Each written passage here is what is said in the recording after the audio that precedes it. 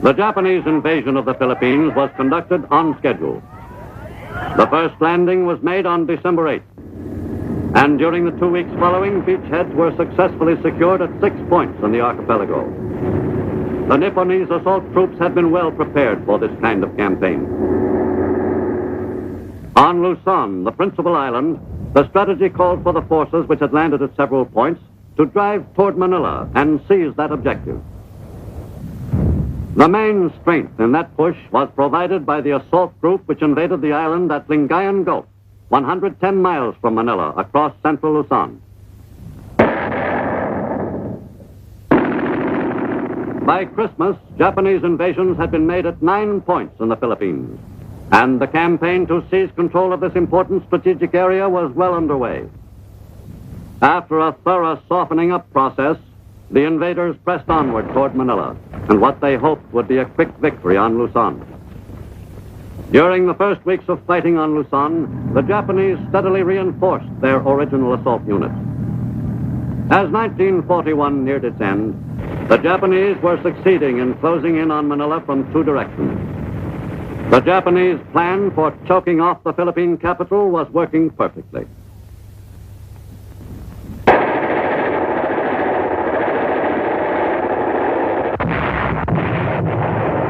Nipponese planes began bombing Manila in early December.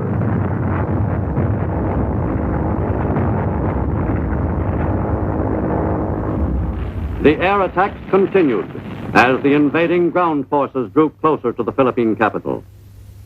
The Japanese raids on U.S. airfields took a heavy toll of U.S. planes, many destroyed on the ground. At year's end, advanced Japanese units approached within sight of Manila, which was still bombed, though it had been declared an open city.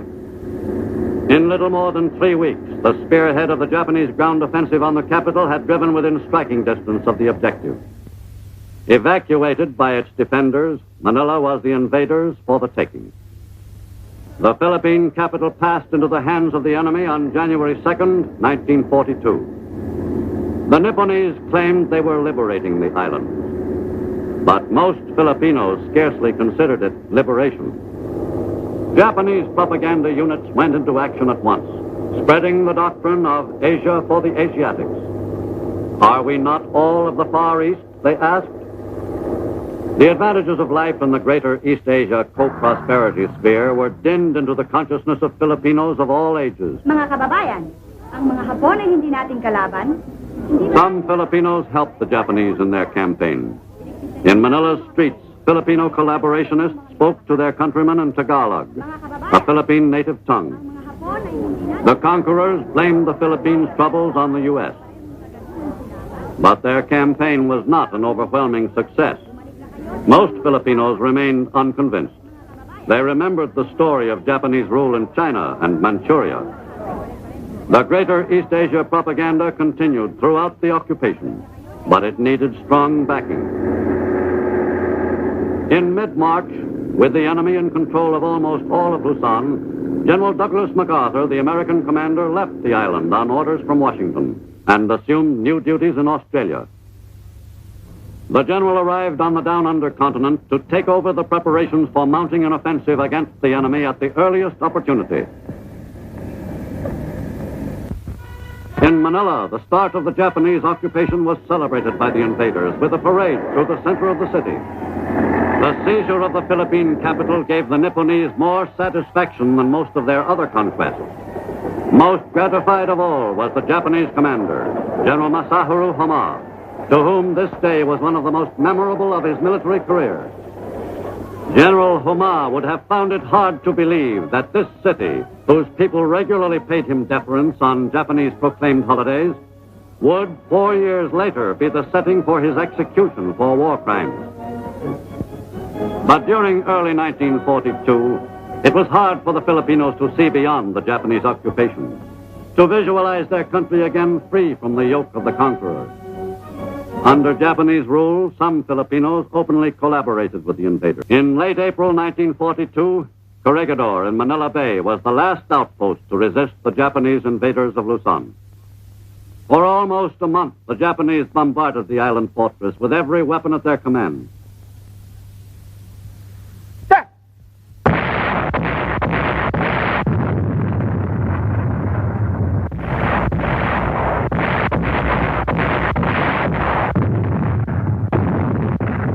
Finally, on May 5th, 1942, Japanese assault units crossed the narrow channel separating Luzon from Corregidor and stormed the rock's sturdy defenses. After nearly 24 hours, fighting on the island ceased on May 6th.